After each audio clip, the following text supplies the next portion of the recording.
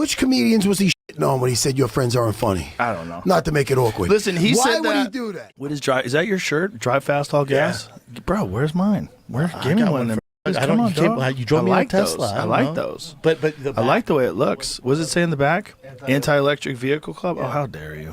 Well, no, you can drive it in your. You drove here an electric vehicle. I didn't ask for that. I asked for your GT Ford GT. Brendan Schaub's comeback tour has finally kicked off for 2025 with an appearance on the latest JRE Fight Companion for UFC 312.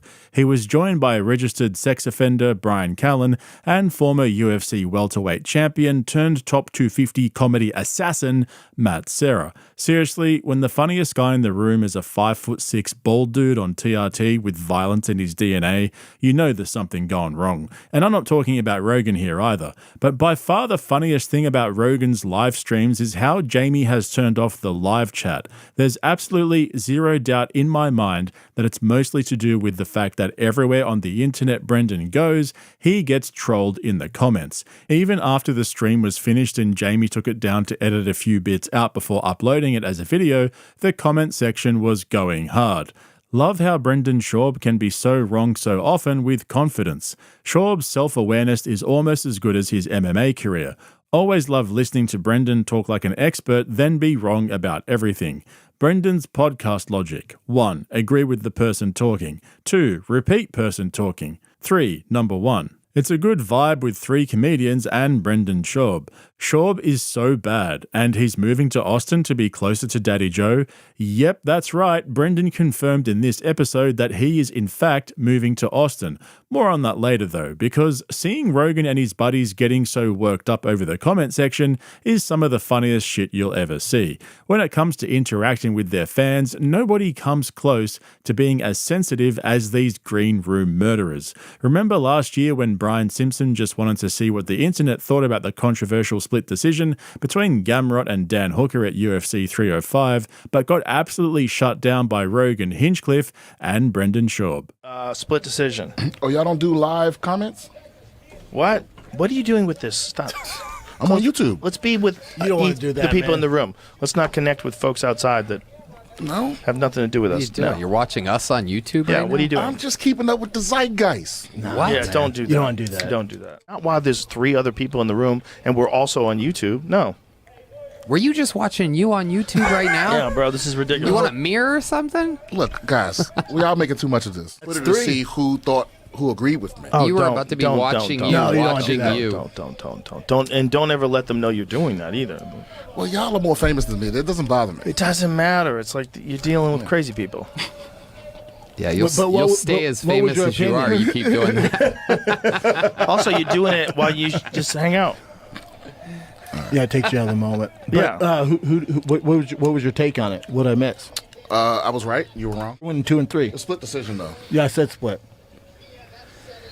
Yep.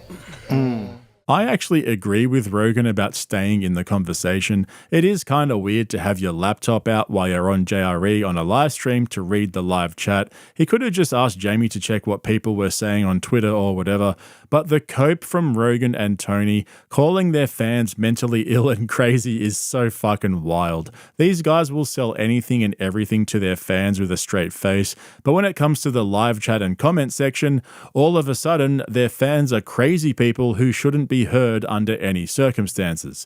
And heaven forbid their fans know that they read any of their comments. Like Tony said, you're not going to get famous if you read the comments. It's all about dick riding Rogan to fame and fortune while ignoring the people who got you there. And speaking of dick riding Rogan, did you hear Brendan the Parrot Schaub agreeing with everything Rogan was saying as if he isn't the most hated man on the internet? I don't know if you guys have heard or not, but Brendan's back in charge of his socials. Bappa will take it from here, B. Like I was saying though, on the latest JRE Fight Companion, the funniest guy in the room was Matt Serra. And for the first time since it happened just over a year ago, finally someone brought up Cat Williams talking shit about Rogan and he's never been funny buddies to his face. Honestly, when Matt blurted this out, I bricked up almost instantly. I've been waiting for someone to say this for so long, and Rogan's response was some of the biggest cope I've ever seen on an episode of JRE. Which comedians was he shitting on when he said your friends aren't funny? I don't know. Not to make it awkward. Listen, he Why said that. would he do that? He said that because he thought for some crazy reason that I didn't want to have him on, like somehow or another, that he would be showing up people or something like because he's so good. Maybe he thought that because he's isolated. That's not. He doesn't know me that well. The first time I met him was in the studio. Yeah. I love Cat Williams. I've always been a fan. He's so wild, and I've actually taken advice from him. There's 2 pieces of advice that I took from an interview that he did once that I use to this day. One, he said I never eat before a show. He said, don't eat. He goes, I want to be hungry. I'm better off being hungry. My brain works better. And then 2, he said, I have a music playlist that I make that just gets me in the mood to do a show. And so I'm like, that's a good idea. The Green Room playlist that we have on Spotify, that's all the songs. But it's no like different what 35 athletes do. hours. It's smart. You guys should do it. That's what athletes do. It was a smart thing. I was thinking, I was like, why don't I do that? Like, that makes sense. Like, you want to turn it into a little bit of a party. Yes. You get that music going. It feels good. Like we do with the Green Room at the Mothership. Yeah. Get that music going. Everybody's having fun. So basically, Rogan's response was, I don't know, I love Cat Williams. Great guy, never met him. Bro asked him who Cat Williams was talking about when he said he's been pushing the same 6 never been funny comedians, and Rogan's answer was, I don't eat before shows anymore and I listen to music. He even dragged the sacred Green Room into the mix as well, and fuck me dead, out of the 10,000 hours of Brendan Schaub podcasting I've listened to, I've never heard such crisp silence from your boy.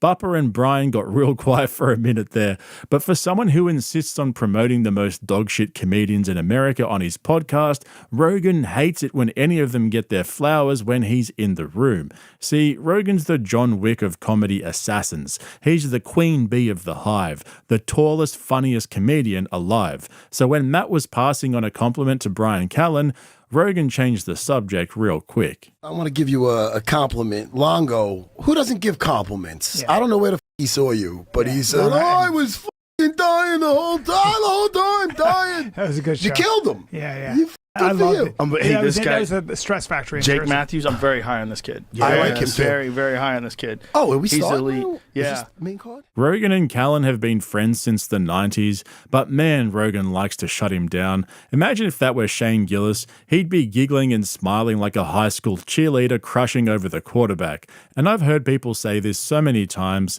Schaub and Callen must have something over Rogan to keep getting invited back on for the fight companions. I mean, Brian even had his own appearance on JRE a couple of weeks ago to promote his comedy mothership appearance and the recording of his latest comedy special. So they must have a compromising video or 300 pages of evidence or something to keep getting the royal treatment from Rogan. And just in case you didn't know, Brendan Schaub is the most frequent guest in JRE history. Brian Callen's also in the top 5 most frequent guests, yet in almost every single fight companion, they're the weakest link, and Rogan lets them know it too. I remember Matt Serra when he fought Matt Hughes. And, I thought Matt Serra dropped him. And I did drop him. Let's talk about that. Let's do it. Only because Can we talk about that? I wanted, every time I hear him say it, it's like, truck? oh, it was a headbutt. My head hit him. My head connected. He was still look at your standing. head. Look at that head. It's a fuck. Oh, it's that head of a building. My hand. What'd you say? I didn't hear I it. said that head hit Tower 7. Oh, no, this thing could go through a wall with a chunk of That's how that. that thing collapsed. When my head touched his chin, my hand went. Yes. It was what both. dropped him. And that's It was what certainly dropped both. But it was definitely, your head So- hit him first. Yeah, but I feel it did not drop. 100% I didn't see crack. it. Look, Matt, you always had crazy power. He went through a lot. He did go But, through a lot. How about He's coming Frank- back. He looks really good. Who's coming back? Matt Yeah. Serra. No, I Is he don't in mean the fighting. GFL? I don't mean fighting. Is he in the- No. the GFL just I mean signed him? coming back from his injury. Come on, man. Matt Hughes got hit by a train. Yeah, you know, man. and so Now, his was that on recovery. purpose? No. His car stalled out or something. I don't know what happened. I don't know, but it's depressing. I don't know what happened. Yeah, either way, it sucks. What are Yeah. you talking? What the f are you introducing to the conversation? Jesus A man can ask Christ. questions. can ask a few- I don't know. Jesus Christ. It's a train track like it's Even Looney if Tunes. it I was, don't know. Maybe he had Somehow some he got hit by a information on train. NASA. There's a massive opportunity for Rogan to have some awesome guests on his fight companions, like ex-fighters or even former MMA referees. Instead, we get two fucking degenerates who can't seem to capitalize on the Rogan bump. It's insane how shit their podcast numbers are, especially Brendan's solo Schaub show, where he speaks into a microphone all alone in a studio, looking into a camera with nobody on the other side. And speaking of, let's get to Brendan being an absolute fucking dumbass. And let me just say up front, I get it. Brendan cops a lot of shit. Some people think it's bullying. For me, I see it as a public service. In fact, even the first judge in his lol suit who ruled against him in the lower court described videos shitting on Brendan Schaub as being heavily in the public interest. Thank him be. But the thing that people seem to forget is that your boy does it to himself. He tries to attack or go hard on someone, but it always ends up backfiring on him. I mean, on what planet did Bupper think it would be a good idea to call someone out for being a poser? Bro lives in the glassiest of houses. Prado's busted up on his right eyebrow. Yeah. Joe, you know, it was one of my favorite moments where you guys f***ed up when you had Zuckerberg on, and he goes, "I hunt." Oh no! I went like this. Yes. What does he hunt? He just. I went yes. He goes, and then my favorite goes, "I bow hunt." I went, "Thank you, God." I love Because I saw Joe go. love the new Zuckerberg. I saw Joe go. Do you? No, What kind of bow do you use? I think he did. I He think just he's- forgot his bow. I would never forget my bow, but I'm a fanatic. Like He's new. I He's shoot new at it. archery every day. Yeah, because you shoot bows and arrows. Yeah, he does. This video of He him doing has. it. No. He definitely That's has. like saying I and played laser tag. He definitely I bow love hunts laser pigs. tag. He lives on an island. He has an island in Kauai that's Sure. infested with wild pigs. He does hunt them. I've seen videos of him doing it. I've seen him. It's just Is Zuckerberg- someone gives him a bow. He doesn't look at it. He doesn't care. Rogan was real quick to defend his billionaire oligarch. I'll come back to shitting on Brendan in just a moment, but he was right. When Zuck 2.0 tried to bring up his bow hunting exploits with Rogan, it ended up falling flat on its face, which honestly, I'm here for. These are the JRE moments I enjoy the most, when the rich and famous elite corporate overlords come onto JRE to reinvent their image, but mess it up completely. If you do wind up eating that meat from the animal and you were there while the animal died, like you put it all together, like, oh, this is where meat comes from. Yeah. Yeah. Yeah. Which is another reason why things have become sort of emasculated, because that energy is not necessary anymore to acquire meat. Actually pull the trigger, kill the animal yourself, cut it up, butcher it, cook it. You knew what you were doing. Yeah. And Although then- my favorite is bow and arrow. Mm-hmm. I mean, that's, I think, like the most, that feels like the most kind of sporting version of it. Yeah, if you want to put it that way. Yeah. I mean, if you're just trying to get meat, it's not the most effective. The most No. effective is certainly a rifle. Yeah, no, I mostly use a rifle just because it's so much more efficient. Your conversion rate is so much higher. But it's, but yeah, another, What kind of bow do you have? gosh, I didn't get to do it this season, but Do you know the company that makes it? not off the top of my head. I have a You few. have to know. You Yeah, have to no, know this all is that stuff. embarrassing. This is embarrassing. I can get you hooked up. Yeah, I think it's like just a compound bow that I got strung to my draw length, and Did you get someone to coach you? yeah. Who coached you?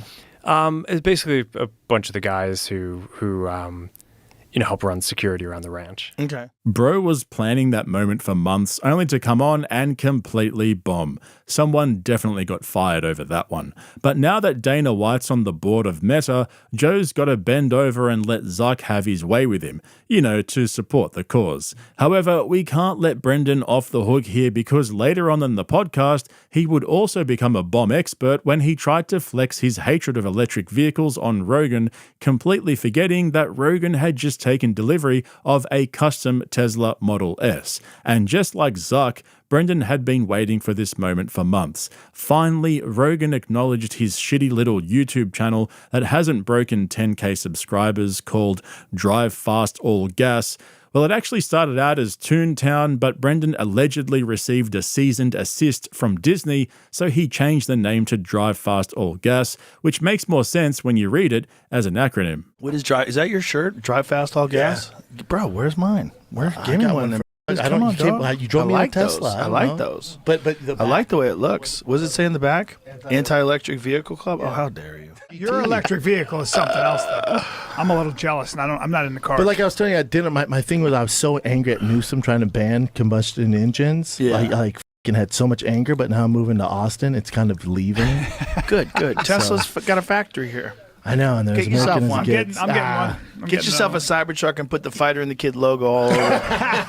Just drive around town like a We need a pariah. revamp. Let's go, baby. Alan drive that. There you go. Confirmation from the man himself that he's moving to Austin. Say less. Our predictions from my post last week are starting to come true one by one. All of the above will happen. But like Brian was just saying there, Rogan recently took delivery of his custom-tuned Tesla Model S from Unplugged Performance, and in another gift from the internet gods, they decided to make a little video of them delivering the car to Rogan's house, but they were so focused on Rogan that they forgot to show us the car. I feel like I'm watching a guy trying to sell a car and the buyer isn't completely sold. Why is cameraman more focused on Joe's legs than the car? The cameraman is definitely getting replaced after all them comments.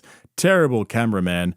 Next time, give us a clear 360 of the car, please. I felt it was needed in the video and we never got it. The build and the whole reveal has been a mess. Show off the damn car and all the parts and hire a proper social media manager for fuck's sake.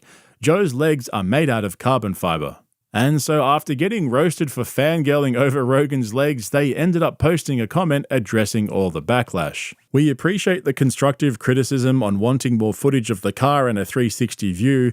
The last thing we want to do is not showcase Joe's epic custom build as fully as possible. We have more footage and will release another edit that shows the car more clearly as a response to the comment requests. We'll also aim to improve 360 capture of our vehicles in future videos. For this particular video, we shot with Joe in one take quite rapidly, so as a result, the content capture with Joe was raw and imperfect, yet still greatly enjoyable to us. We hope to our viewers too. Okay, seriously, who the fuck wrote that? That sounds like something out of a drive fast all gas video. And why is Bupper promoting his car brand when the last time he posted was over 4 months ago?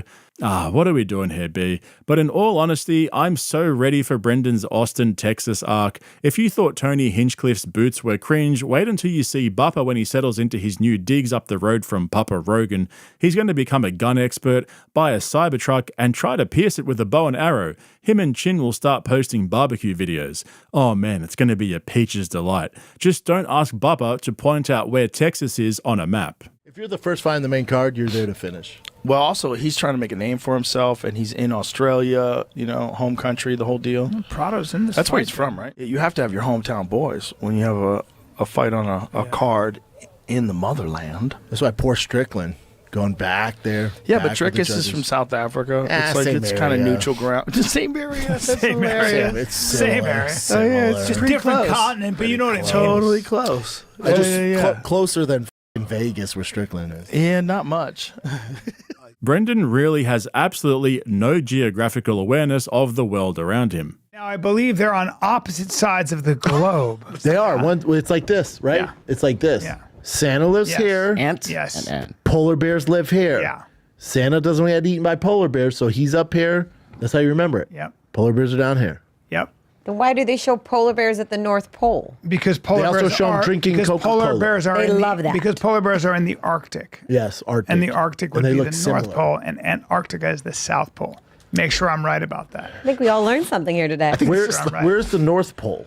The North Pole is the Arctic, and the Antarctic, and the South Pole is Antarctica. The Arctic is center Is of the the North North Pole. Okay. So the Arctic has the North and the Pole where Antarctica Santa is lives. The South Pole, as I said. So And it's important to know that. Santa lives in the Arctic. Why is it important? The amount of Why is it knowledge important to Brian know- Hold on, has. let me ask you this. Why is it important to know where wait. Australia This- is? no, this specific Why is it thing. important to know where Africa is? It's the same thing. How long was it on? 2 seasons. Yeah, on NBC. You enjoyed doing it? Yeah, it was fun. Season 1 we went to Asia forever, and then season 2 we went to Europe, Africa, and Damn, you went to Africa? well, just for one location. Damn it, what was I gonna say? We were in Morocco. Jesus Christ, dude. People say Africa like it's a country. I do it too all the time. Africa is a country. That's a big continent. It's continent though, yeah. So like whole Egyptians are technically African, Yeah, and yeah, yeah. Moroccans Yeah, are. for Everybody's claiming Africa, but So it's a you see, whole Africa would be continent. so many different places. Yeah, but it's like It's I'm like- American, but I know. I'm from Denver. I know. Hey, I know. guys. No, that's different. No, but it's not a continent. The whole continent is North America, though. You know, I've often said that Brendan needs to get as far away from a camera and microphone as possible, but to be honest, at this point, I think it's the safest place for him. Imagine if he had a real job that people relied upon to live their lives. At least this way we can check in on him and make sure he's still safe and not hurting anyone, you know? It's like those parents that would rather their teenage kids drink at home rather than going out and getting drunk and getting up to no good. Better do it at the house where it's safe. But like I've been saying, I am so ready to embark on this journey with Brendan from LA to Austin, even though he probably has no idea how far apart they are or where they're located on a map. Brendan's determination not to quit is only matched by his stupidity and lack of self-awareness. I honestly think he's going to make a comedy. Yo, how did you fall for that, Shane? How did you take an Uber here from Queens to fall for that, Shane? Dude, you guys are so Geez, here we go. Welcome back to another video, guys. Shout out to my ground level crew. I should probably apologize in advance because fuck me dead, this was cringe. And not just normal cringe. I'm talking leg slapping, arm grabbing, nipple squeezing cringe. The type of cringe that can only come out of the Flagrant Studios. But there was some educational value in this episode as well, because never has there been a more explicit example of funny versus cringe than when Shane Gillis joins Andrew Schulz and his boy band for a 3-hour sit-down. But just before we get into this train wreck of a podcast, if you haven't already, join the Cringe Rebellion. We're almost at 10,000 subscribers, and this video could be the one to get us over the line and off the ground level. And just a quick reminder that all clips used in this video are protected by the Fair Use Doctrine, safeguarded by Title 17 of the United States Code. Now, as for Andrew Schulz, he should probably stop drinking, especially in front of cameras when speaking into a microphone. The episode started out with a few questions about Shane's interest in history. For those of you who don't know, Shane uses historical events in his stand-up routines, and it's pretty fucking funny. So Schulze and his boy band ended up asking for Shane's take on British imperialism, especially considering Akash Singh has an Indian background. And Gillis just starts dropping bangers off the cuff. Take a look. Then what about British imperialism? Can you explain any of that for Akash? I would love that. Yeah, he doesn't know about the history. Yeah, I have no experience with that. They turned India into a Walmart for 400 years. For 400 years, it was a company. Pretty good. Literally a company. Pretty good. That's funny. It was a company longer than America's been a country. Isn't that crazy? Yeah, dude, a clearance sale. Yeah. Going out of business. Fire sale, bro. It's a liquidation. And so here we have Gillis on a roll, and Akash is getting a little bit butthurt, probably because Gillis is bagging India and being funny at the same time. And to make matters even worse, Akash proves how much of a hack he is by not getting Shane's joke. You guys love trains. Oh, yeah. Mm-hmm. But that's chicks on the internet. Is all of India autistic? Yeah. It You're might actually be. the most emotional, but I'm curious to know where you're going with this. Like, no, it I really just love trains, love bothering women on the internet. Yeah. Oh, that's fucking great. So then Akash is sitting there all butthurt, and his boy Schulze decides to lean in on the India jokes because Shane is making him look like a hack as well. But the difference is Schulze goes for the low blow. But thankfully, Gillis saves the day and makes everything funny again. Yo, how do Indians feel about them going to the moon and there still being people struggling? We're proud we made it to the moon. It's when you're on your way up, you're proud of everything, and then when you're at the top, you're not proud of anything. So you're still in the stage where like you identify with all the greatness. Yeah, that's look what we happening. can do, man. We made it there. Now we'll fix everything here too, but look what we can do. Now, and America's so spoiled. Now it's time for plumbing. If the number We of got to signs outer I space. Yo, now it's plumbing time. the number of signs I saw, and I still could be wrong, but I saw signs all over India that said "to let," TOLET, and I was like, there's just random signs about like, are they leasing apartments? And I was like, oh, toilet. Yeah. Toilet. Oh, fuck. Okay. Let me break down what's happening here. This is just next level cringe. So most of you probably already realize what Akash is talking about. A sign that says "To Let" is basically a sign advertising a lease or a rental property. It doesn't mean fucking toilet. It means it's available to rent. And even when they try to correct him, he still leans into it. And I mean, he's just way out of his depth in this conversation. It's like watching a bunch of schoolboys hanging out with their big brother, and it just doesn't work. These guys are fucking hacks next to Shane Gillis, and oh man, just watch how it pans out. It's just signs like, hey, you need a shitter? Because I'll sell you one. Got it. Nice. All over, everywhere. But we need toilets still to that point. Yeah. Am I wrong? No, that's a sale thing. No, it's not a sale. Hold on. This is about to be historic. This is good. No. This is historic. This is good. I said I could be wrong, but you're not. It's not on. You won't see it on like a storefront. You'll see it. Taking a picture during an argument. It's everywhere because that means there's like that's for sale. You can what is lease. for sale? To let. No, it's not at houses. No, it's not on. That's what I'm saying. It's not on houses. Well, I still could be wrong, but it's random street corner. No around. Yeah, but is there a number? No. It literally just says that. To let. What does to let mean? I don't even know who the fuck you contact. It's literally, it means like, oh yeah, this is for sale. If I saw it on Windows, I'd be like, oh yeah, that must be a place that's available. Yeah, but you see that shit everywhere, like on buildings, on like signs everywhere. Yo, get Schaub. We need Schaub. Listen, what I loved is your confidence going into that.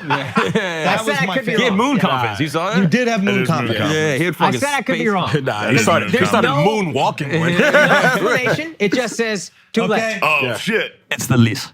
Damn it! Let's fucking go. To let is lease. That guy doesn't work it. That guy doesn't work it. Shit. Bro, what a dumbass. And he wasn't joking. That wasn't some bit. You can tell he legit thought it meant toilet. Fuck me dead. Seriously, how embarrassing is that? So then he goes from one bullshit take to another, and this one was really random. It came out of left field. National service. I mean, we've gotten a caricature of ourselves. Don't you Awesome. think, listen, I'm about to have a fucking epiphany. Listen, don't you feel as if every American should do some form of national service? But I do like this idea. Like right out of high school, 1 year. 1 year, do something. I don't give a fuck. You can go look after, what was it that Sebastian said? He was like, you don't necessarily have to do foreign. It doesn't have to be military. He's like, I don't support military service. But he was like, national service, working domestically within the United States, go repair a fucking, national park. For the park. Take all the people from Beverly Hills, make them work on the border wall. I believe that. Have them understand what the fuck is going on. Yeah.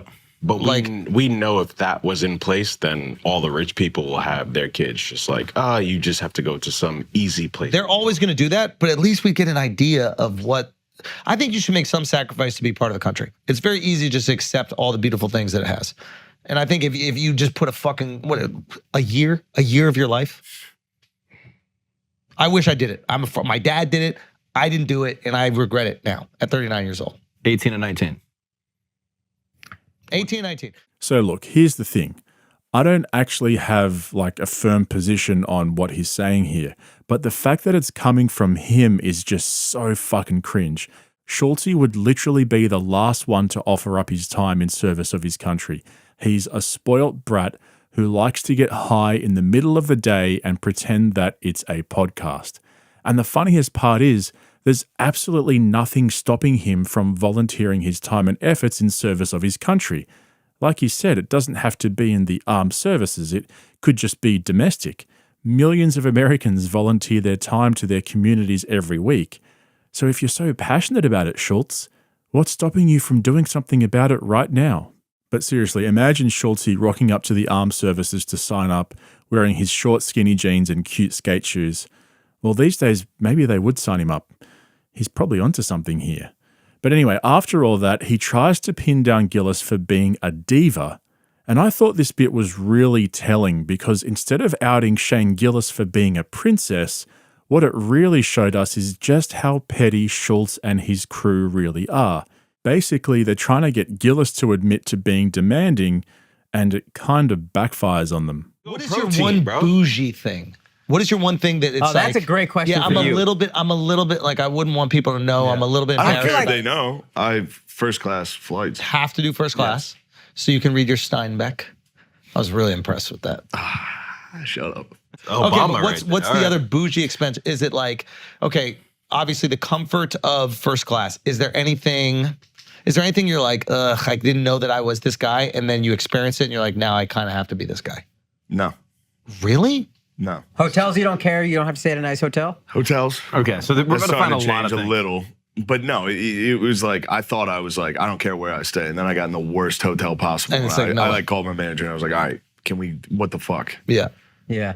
I'm talking like the worst hotel possible. Yeah. Like motel, like you park in front of the fucking. Yeah. Yeah. All right. So what do you demand right now? Nothing. You have a rider? No. Any snack? I Any can't snack? I can't Nothing? figure you In out. my green room, I get fruit and hummus. Hummus is good. And Solid. Bud Light and White Claws. Solid. But that was just my manager came up with that. I cannot figure it. That's the I rider. can't figure you out. Why? That is a rider, but he said he didn't come up I with didn't it. do that. She just did it. She knows. But it's a nice luxury. Yeah. Nah, but it's like What else? you want steak dinners and shit. Well, I want chicken and steak because No, I just don't get want to just pizza. eat Yeah, fucking. but you see the I don't difference. want to eat pizza. Yeah. You That's see it. the I difference understand. between hummus and White Claws. What do we start with? Between- We have a fucking steak- hummus platter that's Hummus there all the platter. time. No, you start with that. His whole rider is just hummus and White Claw. So there's a difference. So what are you ordering for dinner? That's what I'm saying. It's like that shit is crazy. What's going on here? What are we talking about? Nothing. There's got to be one. You got some money. There's got to be a thing. Nothing? He's embarrassed to be remotely demanding. I would never be demanding. See? Out of shame. Ever. Now, The I perception, mean, hopefully I get there. the perception of bougie is worse than the perception I of like gay. it. oh, for that's shame. interesting. That's okay. So I have one pair of pants. These shoes stink. I've been wearing them for 3 months. that's a 3-month white sneaker. Yeah. Oh, hell yeah, dude. Yeah, like I said, they just expose themselves. Shane Gillis is just a regular dude whose career really took off after he got sacked from SNL and Rogan helped him get his name out there. But he's always been funny and he's always had a strong following, so he probably would have made it big anyway, even without Rogan. You can tell he's just an ordinary guy. He's not a pretentious fucking tryhard like Schultz and his boy band. If Shane's earning good money and he's flying around a lot, there's nothing wrong with flying first class. It's his money, so who gives a fuck? But nobody, and I mean absolutely nobody, flies quite like Bert Kreischer does.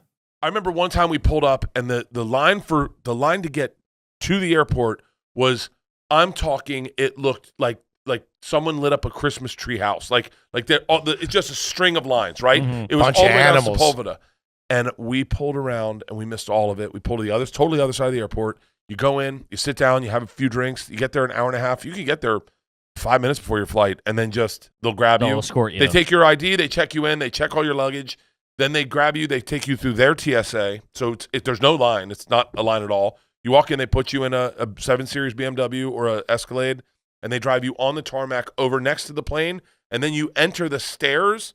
You know when you check your bags, and then when you land, they bring them up that flight of stairs. Yeah. To give Yeah, you. yeah, yeah. You walk up those stairs, and you board the plane last. It is gangster. Damn. So Now- if there's a nuclear war, you're going to be in the bunker. You're one of those people. Oh, yeah. No, listen, here's the deal. Do you know who killed JFK? But yeah, back to Andrew Schultz. Yet again, we have another example of a cringe comedian with zero self-awareness. Andrew went from professing his love for his country and declaring his regret for not having served when he was younger to grilling Shane Gillis for not being a demanding diva like he is. The guy's all over the place. He's out of control. And it reminded me of that time where Louis C.K. called out Shane Gillis for doing too many ad reads and then switching the podcast over to Patreon to make people pay. I played this clip in a previous video as an outro, but I didn't actually talk about it. So here, take a look. So let's do this. Yeah. We're going to read some ads. Okay. All right. And then we're going to switch over to the Patreon for the last part. So join the Patreon if you want. Why do you switch? Why are you making them go on Patreon? That way. That way, what? It's good. You need the money? Yes. Really? The No, I ads don't. and the Patreon? You're gonna make them listen to ads Hold and on. then switch to Patreon? Hold on. This is This is like when I watch a fucking fight on DAZN, which I pay for, DAZN. and there's a fucking ad between the rounds. Hold on. Is it subscription or is it fucking Holy ad? shit, there's 3 ads. Hold on. Yeah, but Well, you don't have to put this on Patreon. We You do. don't have to. You don't need the It's money, not for me. Shane Matt Gillis. and Sean need it. How Matt's much, got a family. How much do you get for Patreon? How much really? I'll tell you. You tell me. How Right much now? do you think you'll make on this on Patreon? If 1,000 people join, Yeah, the Patreon, it's $5 a month. it's $5,000 a month, and then you Times think they 12. just stay there. And then they like it. But 'cause you it's think good. 1,000 people will join your Patreon? 5,000 new people because of this? I wish you would stop this, guys. I will support pay the greatest him history podcast. $5,000 a month Guys, to keep this content free. This could be the greatest history podcast of all time, and thank Christ, it's brought to you by Manscaped. What are you betting on, Sean? What have you won lately? I should have bet on Cheeto Vera versus. This is such a mistake to try to do ads at the end of this. okay. He probably fucking hates us now. I know. We look like fools. You have no idea. I think Louis was a bit harsh on Gillis here. I don't think there's anything wrong with doing ad reads. Sometimes they get a bit too much and go on forever. But if it's free content, I guess you should expect to see some ads. But Louis is definitely right about there being too many ads when paying for a subscription service. If I'm watching a pay-per-view main event like UFC or a boxing bout or whatever, I don't want to see any fucking ads. That shit is expensive as it is. They should be making enough money off it without having to play heaps of ads. But the more interesting takeaway for me after seeing that Louis C.K. clip was that Gillis was more angry at himself than anything. He straight away blamed himself and internalized it. So yeah, again, I don't think he really did anything wrong there. Louis C.K. is probably just old school like that. But it definitely shows that Shane has self-awareness and he didn't externalize the blame like most of these Muppets do. He took it on the chin, and I don't know, maybe I'm reading too much into it. As you can tell, I'm a fan of Shane Gillis. He doesn't overhype everything like Schultz does and all these other Muppets who came up through Rogan's nutsack. And for me, that's the difference between being funny and being cringe. Anyway, let me know what you guys think in the comments below, and I'll pin the best comment as usual. I hope you enjoyed this video. If you did, hit the like button and don't forget to become a subscriber so you don't miss out on my latest videos. I'll chat to you guys soon. See you in the next one. And if I ever fall in love again, I will be sure that the lady is a friend. And if I ever fall in love so true, What a mistake. I will be sure that the fans like you. I hate you guys, dude. It's real. Yo, don't get me. Pesticides and herbicides are a real deal. Atrazine, Alex Jones famously said they're turning the frogs gay. But they are. They're making them hermaphrodites. They're making them switch sexes. I mean, atrazine is a very potent endocrine disruptor, and it's a fertilizer. Or is it a pesticide? Pesticide. One of those. I think it's a pesticide. Something needs to be done about it. But there's a lot of that shit that they spray on food. Oh, come on, Joe. Give the kid a laugh. Let's try again. I was joking with my buddy the other day. I went and changed my oil at his house before we drove to North Carolina, and I left the empty jug or the dirty oil sitting in his garage, and I was like, I'll get it, whatever. He said, no, man. He said, I'm selling that on eBay. That's Oliver Anthony's authentic used motor oil out of his truck. Probably get $20 for that. Ouch. Tough crowd, huh? Oh well, lucky he's a good singer. And I'll tell you what, if you haven't heard Oliver Anthony's song Rich Men North of Richmond, go check it out. Hopefully you'll enjoy it as much as I did. But we're not here to review songs. There's actually a much deeper point here that I want to share with all of you, and it involves Tom Segura and a random story he told from his recent appearance on JRE. We had this thing where we had to bank episodes of our podcasts. So that means we were going into the studio at 9 or 10 and then just spending the day there, right? And I knew that when I got home, I'd be wiped, and we got we'll be with the kids, and we got to do dinner and get them ready for bed. So I was like, I'm just gonna get up, and so every day, I just got up a little earlier, cold plunge first.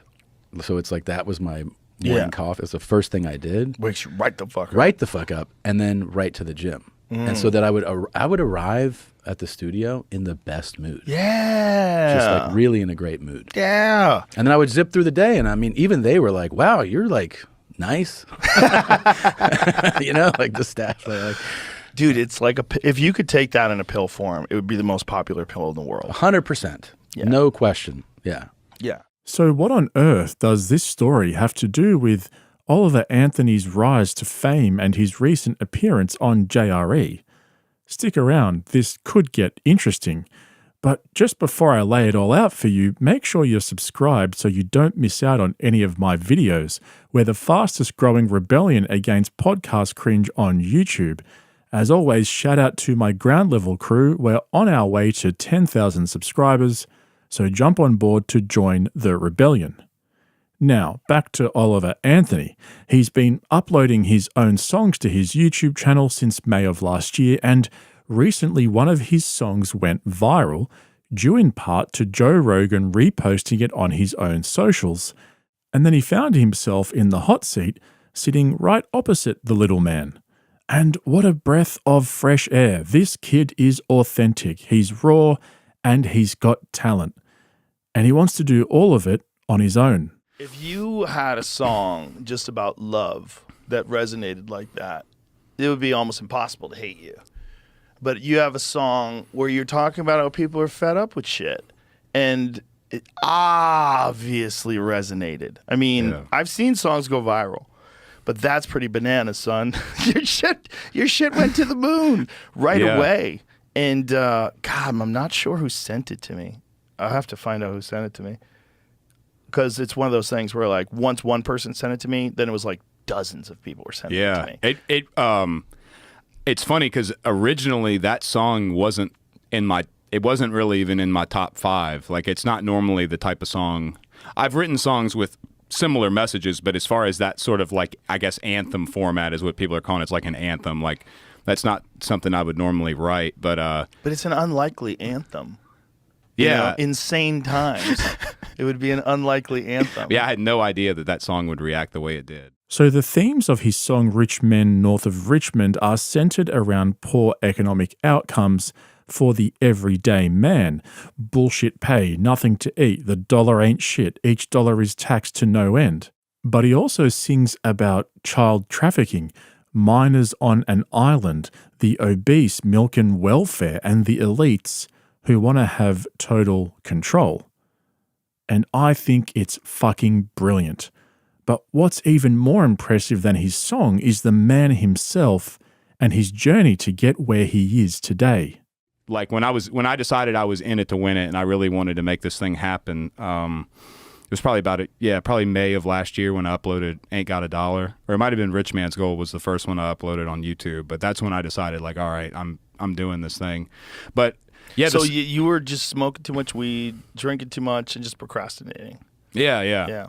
And so like anxiety is definitely something that's underestimated. I used to but I used to just not really understand when people talked about mental health and anxiety, because everyone gets stressed out over stuff, and so you think of anxiety as being just like this normal phenomenon everyone deals with, but your mind can really put you in a dark place to where that thing it just holds on to you like and it just makes it very difficult for you to do anything. And so I spent at least 2 years of my life almost constantly just having what felt like just a knot right here, just wrenching at me. Well, that's especially true for people that are pursuing a non-traditional life, that doesn't have any guarantees. It's a wild life to try to be an entertainer, like to choose to try to make it in this wild world of people that are singing and making songs, and you want people to pay attention to you. Like, do you know how many fucking people are singing? How many people can sing? How many people are recording things? And now with YouTube and the like, how many people are putting stuff up on the internet for other people to enjoy? It's a lot. Well, the idea that you're going to stand out. So that you're filled with anxiety just because of that, because this future's uncertain. Yeah, I think for me, a lot of the anxiety came from me just feeling like I was running out of time. So I think it gives his song more weight knowing about his own struggle, that he lifted himself up and effectively made a decision to be great. And that's what seems to be resonating with people all around the world. He also seems to have a simple yet mature mindset which you can't help but relate to in your own life. His rise to fame has clearly been a battle for him, but he's dealing with it quite well, due in part to his high levels of self-awareness. I'm the subject matter the last couple of weeks, and you know, in everyone's defense, I probably haven't. I've waited for this opportunity, I guess, to really have a real conversation with somebody about whatever it is I am. So people are just trying to find who's this Oliver Anthony guy, and what is he, and where does he work, and who did he vote for, and what's his family like, and yada, because they want to sort of build this image of whatever it is that the person behind the song represents, for better or for worse. Right. The people who agree with it want to, you know, I don't know. It's really funny to watch on my end, because obviously I know what's true and what's not, and so like just even what I've skimmed through of people sending me like singing at the Super Bowl, like how many people have formed an opinion about whether or not I should be paid to sing at the Super Bowl. Like, I'm not singing at the Super Bowl. That's just somebody made up.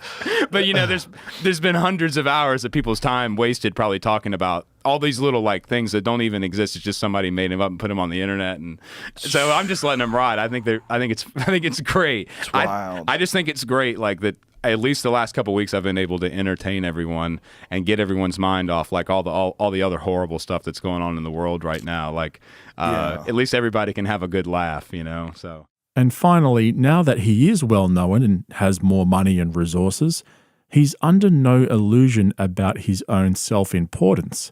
He seems to be heavily grounded in his passion for music and doesn't seem bothered with all the trivial bells and whistles that come with money and fame. As busy as things get, I don't know that I'd ever let anybody even manage my social media and stuff. Like, that's just something that I'd like to have the hand on. And then if, you know. I do mine. I do all mine. Yeah. I don't let anybody do my shit. Well, That's I think like just ridiculous. with like we talked about earlier, your show in general, the reason people watch it isn't, you know, you could add more people in and have more special effects and lights and what, you know, figuratively speaking, like you could make this into something bigger than what it already is, but it would just take away. Like sometimes the more you add, the more you take away. It's the fact that you have conversations with people that you're genuinely interested in. Like, we don't have enough real conversation anyway in the world. Okay, great. I'll stop stroking his dick now, but you have to admit, dick stroking aside, he does seem like a genuine dude. Now, at the beginning of this video, I showed you a story from Tom Segura that he told recently on JRE about how he dealt with a particularly difficult time in his life. With everything we've just seen from Oliver Anthony in mind, let's take another look at Segura's groundbreaking realization. We had this thing where we had to bank episodes of our podcasts. So that means we were going into the studio at like, I don't know, 9 or 10, and then just spending the day there, right? And I knew that when I got home, I'd be wiped, and we got, you know, we with the kids, and we got to do dinner and get them ready for it. So I was like, I'm just going to get up. And so every day, I just got up a little earlier, cold plunge first. So it's like that was my morning coffee. It's the first thing I did. Wakes you right the fuck up. Right the fuck up, and then right to the gym. And so that I would arrive at the studio in the best mood. Yeah. Just like really in a great mood. Yeah. And then I would zip through the day, and I mean, even they were like, wow, you're like nice. You know, like the staff. Like, dude, it's like if you could take that in a pill form, it would be the most popular pill in the world. 100%. Yeah. No question. Yeah. Yeah. Now, on face value, it's just a normal story. Some of you might be thinking, what are you going on about? There's nothing to see here. But it was this bit in particular that really got under my skin.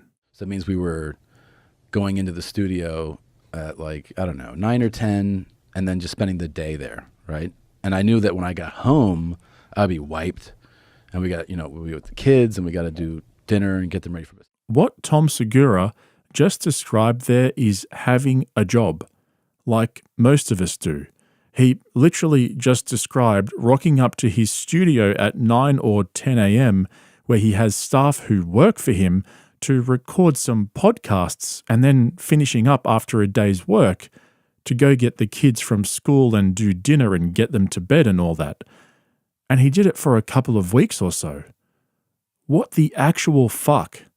Most people do that for years and years and years.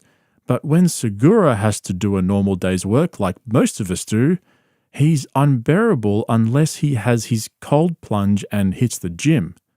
Now, I don't care if he's rich and has nice things and all that shit. I honestly couldn't give a fuck. Good luck to him. It's not about that. It's his brain-dead realization that because he experiences what most people do on a daily basis, he has to create some wanky narrative that he needs a very particular routine to get through it. Why? Because he's special. He's not the ordinary man, so he needs a little more to cope with daily stresses, even only for a couple of weeks. This is why Oliver Anthony resonated with me so well, because I'm so fucking sick and tired of having to listen to these elite wannabe divas constantly telling us how great they are and how we should value their time and energy more than the everyday man. Oliver Anthony was the man that we needed, not just his song, but the man himself. Do you know why he's so excited about everything that's happening to him at the moment? It's not a new Porsche or fancy house or expensive watch. It's the fact that he won't have to struggle anymore to do the thing that he loves, making music about real people for real people. And this is the power of Joe Rogan when he gets it right. You guys know I'm a big Rogan fan. Next to all these other yuppies, he seems to still be somewhat grounded and not too full of himself, apart from his insistence on calling himself a comedian. But this is what we want more of from Rogan. These are the kind of podcasts that set him apart from the pack. Think about it. Who else could swing that much power, help a guy to go viral, and then have him on his podcast for a casual chat and smoke some cigars like a couple of fucking mad dogs, even if he couldn't get the box of cigars open or laugh at any of the kids' jokes? Oliver Anthony obviously went on JRE to promote himself and perhaps even celebrate his success. But he gave us something first. He gave us a lot, and he doesn't plan on stopping. Most of the leeches in the Joe Rogan universe aren't funny anymore. They don't produce good content. Their number one goal is to sit back and cash in on material they wrote 20 years ago. At least this kid has something to offer and has the drive, talent, and ambition to see it through himself. Let's hope he can keep it up. I wish him nothing but the best. Anyway, that's enough cockriding for today. I'm starting to feel sick. Let me know what you guys think in the comments below. Remember, I'll pin the best comment. I hope you enjoyed this video. If you did, hit the like button and become a subscriber so you can keep up to date with all my latest videos. I'll chat to you guys soon. See you in the next one. It's good that we did this interview and that we got to get on here and talk, but I don't want to talk a whole lot anymore. I don't think like you don't have to. I'm not a talker. I'm a writer. And so I hope moving forward, that I'll just be able to communicate with people just through music and not worry so much about doing interviews and stuff like that. Well, hey brother, thank you very much for coming in here. Congratulations on everything. Enjoy the ride. You're going to be fine. Yeah. No, it's fun. We'll do it again in a couple of years. Yeah, that sounds good. I don't want to talk a whole lot anymore. I don't think like you don't have to. I'm not a talker. We'll do it again in a couple of years. Yeah, that sounds good.